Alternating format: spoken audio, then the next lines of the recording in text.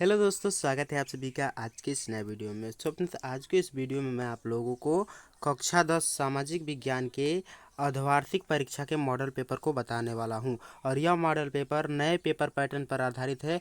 इसी पैटर्न पे आपका पेपर आएगा, तो मैं आपसे रिक्वेस्ट करूंगा कि वीडियो को पूरा देखिएगा और अभी से अपने एग्ज़ाम के लिए टाइम मैनेजमेंट अच्छे से कर लीजिएगा कि आपको कितने समय में कितने क्वेश्चन को कंप्लीट करना है। ये नया पेपर पैटर्न है, तो इसे आप पूरा देखिएगा और इसमें जितने भी प्रश्न हैं मैं सभी प्रश्नों का हल आपको बताने वाला हूँ। जैसे यहाँ पे देखिए, यहाँ पे लिखा है ओएमआर एवं उत्तर पत्रक पर आधारित। आपको इस पेपर में ओएमआर सीट भी दिया जाएगा। ये अर्धवार्षिक परीक्षा का मॉडल पेपर है। समय आपको पता ही होता है कि 3 घंटे 15 मिनट का होता है और पूर्णांक होता है 70 नंबर का। बेसिकली यूपी बोर्ड का है, तो यूपी बोर्ड के जितने भी लोग हैं वो ये सभी मॉडल पेपर को अच्छे से तैयार कर लेंगे। और अनदर बोर्ड मेरे को कमेंट करें, मैं उस पर भी वीडियो बना दूंगा। ये सामाजिक विज्ञान का मॉडल पेपर यहाँ पे नोट में लिखा गया है कि यह प्रश्न पत्र 2 खंडों में क और ख में विभाजित है। खंड क में बहुविकल्पी प्रश्न दिए गए हैं तथा खंड ख में वर्णात्मक प्रश्न दिए गए हैं। मतलब कि वर्णात्मक प्रश्न का मतलब कि आपको लिख के उसका आंसर देना है। यहाँ पे दिए गए कि बहुविकल्पी प्रश्न को ओएमआर सीट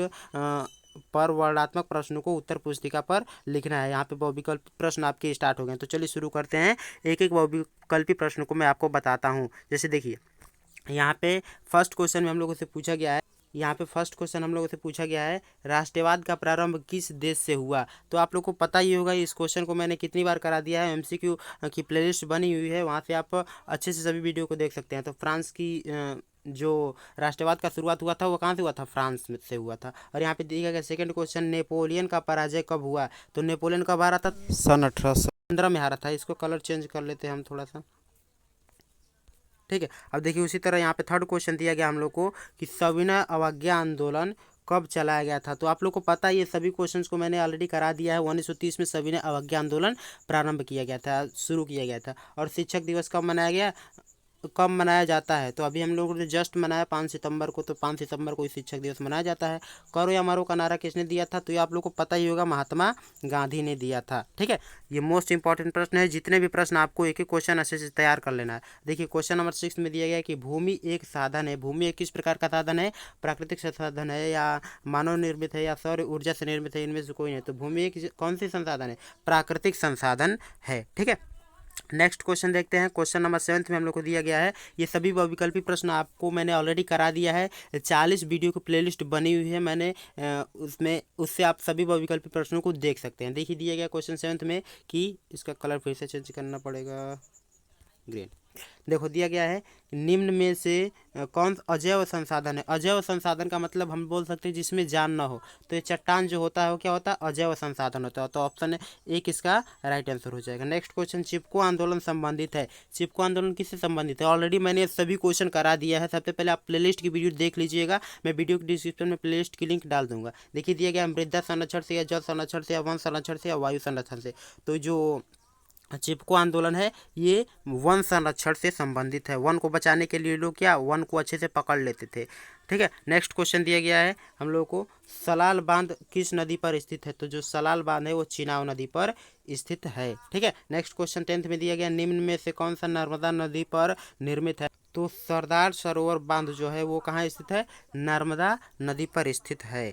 देखिए क्वेश्चन नंबर 11th में हम लोगों से पूछा गया है कि श्रीलंका एक स्वतंत्र राष्ट्र कब बना। ऑलरेडी सभी क्वेश्चंस मैंने करा दिए हैं। श्रीलंका जो स्वतंत्र राष्ट्र कब बना था, वर्ष 1948 में बना था, ठीक है। तो ऑप्शन थर्ड इसका राइट आंसर हो जाएगा। नेक्स्ट क्वेश्चन, मानव भारत में मानवाधिकार की आयु कितनी होती है। कितने वर्ष में आपको वोट देने का अधिकार प्राप्त हो जाता है। तो 18 वर्ष की आयु में आपको वोट देने का अधिकार प्राप्त हो जाता है। ये सभी क्वेश्चन आपके लिए मोस्ट इंपॉर्टेंट हैं, एक एक क्वेश्चन अच्छे से तैयार कर लीजिए। देखिए नेक्स्ट क्वेश्चन हम लोग देखते हैं कि क्वेश्चन नंबर 13 में हम लोगों से पूछा है कि संविधान के अनुसार भारत की राजभाषा, क्या पूछा है, राजभाषा कौन सी है। तो भारत की जो राजभाषा है वो क्या, हिंदी है, ठीक है। राष्ट्रभाषा नहीं, राजभाषा, ठीक है। नेक्स्ट क्वेश्चन, क्वेश्चन नंबर 14 में हम लोग को दिया गया है कि भारत में कितनी भाषाएं बोली जाती हैं। तो भारत में 400-450 से अधिक भाषाएं बोली जाती हैं। फिर से कलर चेंज कर ले इसका, लो ये सही रहेगा। नेक्स्ट क्वेश्चन देखते हैं। क्वेश्चन नंबर 15th में दिया गया है कि पंचायती राज व्यवस्था की स्थापना कब हुई थी? जो पंचायती राज व्यवस्था की स्थापना हुई थी वो कब हुई थी? तो 1992 में हुई थी। ठीक है, एक एक क्वेश्चन आप अच्छे से तैयार कर लीजिए। नेक्स्ट क्वेश्चन दिया गया क्वेश्चन नंबर 16 में कि निम्न में से किस राज्य में प्रति व्यक्ति आय सबसे अधिक है? तो निम्न में से हरियाणा राज्य में प्रति व्यक्ति आय सबसे क्या है? अधिक है। ठीक है, नेक्स्ट क्वेश्चन 17 में दिया गया है भारत के किस राज्य में शिशु मृत्यु दर कम है? सबसे कम शिशु मृत्यु दर किस में है? तो केरल में है। और सबसे शिक्षित राज्य कौन सा है? तो केरल है। और सबसे अशिक्षित राज्य की बात करें तो वो क्या है? बिहार आता है उसमें। नेक्स्ट क्वेश्चन क्वेश्चन नंबर 18 में हम लोगों से पूछ रहा है भारत में जीविका का प्रमुख स्रोत क्या है? ये आप सभी लोग को पता होगा कि जीविका का प्रमुख स्रोत क्या होता है? कृषि होता है। ठीक है, नेक्स्ट क्वेश्चन 19 में दिया गया है कि निम्न में से किसको कृषि क्षेत्र कहते हैं?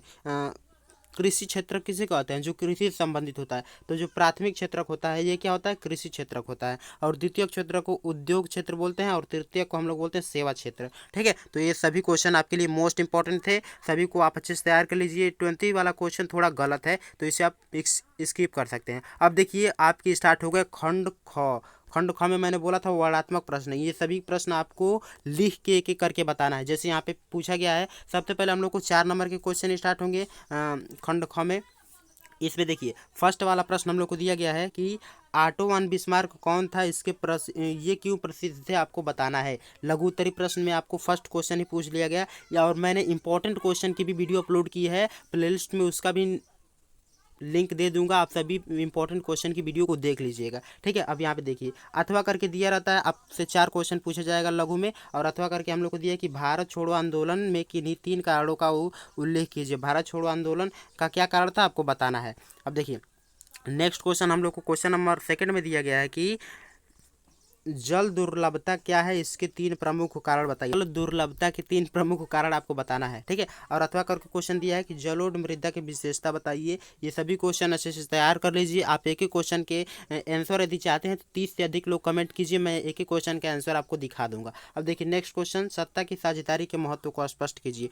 सत्ता की साझेदारी के क्या महत्व है आपको अच्छे से बताना है। अब देखिए यहाँ पे दिया गया अथवा करके इसका भी क्वेश्चन कि भारत में जाति व्यवस्था एवं राजनीति एवं समाज पर क्या प्रभाव पड़ता है? जो जाति व्यवस्था का जाति प्रथा और राजनीति और समाज पर क्या प्रभाव पड़ता है आपको बताना है। नेक्स्ट क्वेश्चन हम लोग को दिया गया है कि संगठित और असंगठित क्षेत्र में अंतर बताइए। और उसके साथ यहाँ पे अथवा करके भी क्वेश्चन दिया गया हम लोगों को कि शिशु मृत्यु दर को रोकने के किन्हीं 3 उपायों को बताइए। आपको बताना है कि शिशु मृत्यु दर किस प्रकार से हम रोक सकते हैं।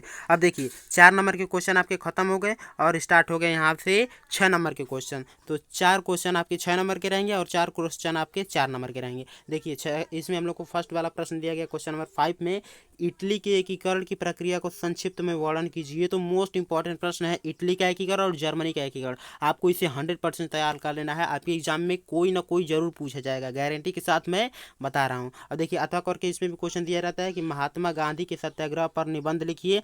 महात्मा गांधी जी ने सत्याग्रह जो चलाया उसी पर क्या करना, अच्छे से निबंध लिखना है। अब देखिए क्वेश्चन नंबर 6 में हम लोग को दिया गया है प्राकृतिक संसाधन क्या है, इसके संरक्षण की आवश्यकता क्यों पड़ती है। तो प्राकृतिक संसाधन को बताना है और इसके संरक्षण की आवश्यकता क्यों पड़ती है आपको अच्छे से विस्तार पूर्वक बताना है। 6 नंबर के क्वेश्चन है तो 2.5 पेज में इसका आंसर कंप्लीट हो जाएगा। नेक्स्ट क्वेश्चन दिया गया है बहुउद्देशीय परियोजना से होने वाले लाभों को बताइए। जो बहुउद्देशीय परियोजना होती है उससे क्या क्या लाभ होते हैं आपको अच्छे से बताना है। अब देखिए क्वेश्चन नंबर 7 में हम लोग को दिया गया है कि संघवाद क्या है, भारत में संघीय ढांचे की 4 विशेषता बताइए। जो संघीय ढांचा होता है उसके 4 विशेषता बताना है। और अथवा करके क्वेश्चन दिया है जातिवाद क्या है, भारतीय लोकतंत्र में इसका पूर्ण भूमिका है। भारतीय लोकतंत्र में इसकी क्या भूमिका है, जातिवाद की क्या भूमिका है आपको अच्छे से बताना है। क्वेश्चन नंबर 8 में हम लोग को दिया गया है कि विकसित देशों की किन्हीं 3 विशेषताओं का वर्णन कीजिए। जो विकसित देश हैं क्या कारण है कि वो विकसित है, उनकी 3 विशेषताओं को बताना है। अथवा करके क्वेश्चन दिया है कि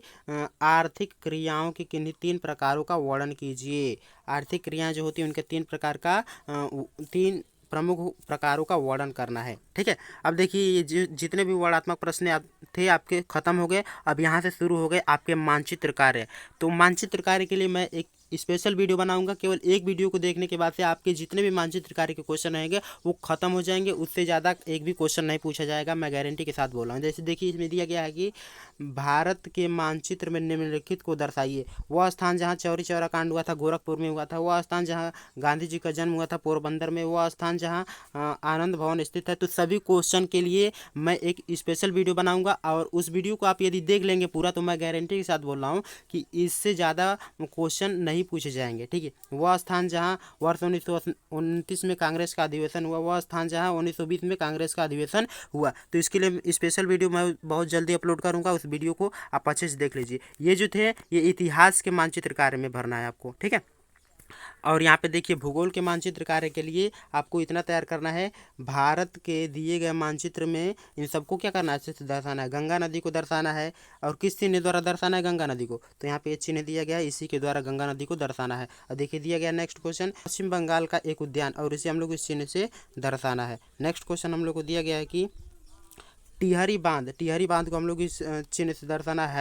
हैदराबाद नगर हमको इससे दर्शाना है, उसके साथ मध्य प्रदेश की राजधानी हमको इससे दर्शाना है। तो आपका जो संपूर्ण मॉडल पेपर है वो ख़त्म हो गया। और इस वीडियो में मैंने जिस भी मॉडल पेपर को बताया इसे आप अच्छे से तैयार कर लीजिए। एक एक करके जितने भी क्वेश्चन को बताया आप एक एक करके सभी क्वेश्चन को अच्छे से लिख लीजिएगा, तैयार करिएगा। और यदि इसका पूरा आंसर चाहिए तो आप मेरे को 30 से ज़्यादा लोग कमेंट करेंगे तो मैं सभी इसके आंसर को कॉपी पे लिख के आपको एक एक आंसर को समझा दूंगा, ठीक है। तो मैं आशा करता हूँ कि आज का पूरा मॉडल पेपर, ये नया जो मॉडल पेपर है आपको समझ में आया होगा। ये स्पेशली फॉर यूपी बोर्ड के लिए था, लेकिन अनदर बोर्ड भी कमेंट करें तो मैं उस पर भी वीडियो बना दूंगा, ठीक है। तो मैं ऐसा करता हूँ कि आज का पूरा वीडियो आपको समझ में आया होगा। इसके बावजूद आपको कोई भी किसी प्रकार का डाउट है किसी मॉडल पेपर को लेके तो आप मुझे कमेंट कीजिए, मैं वीडियो पूरी बना दूंगा। और अपने दोस्तों के साथ भी शेयर कर दीजिए, न्यू मॉडल पेपर है इसीलिए। तो मिलते हैं अगले वीडियो में, तब तक के लिए धन्यवाद। Thanks for watching, bye bye.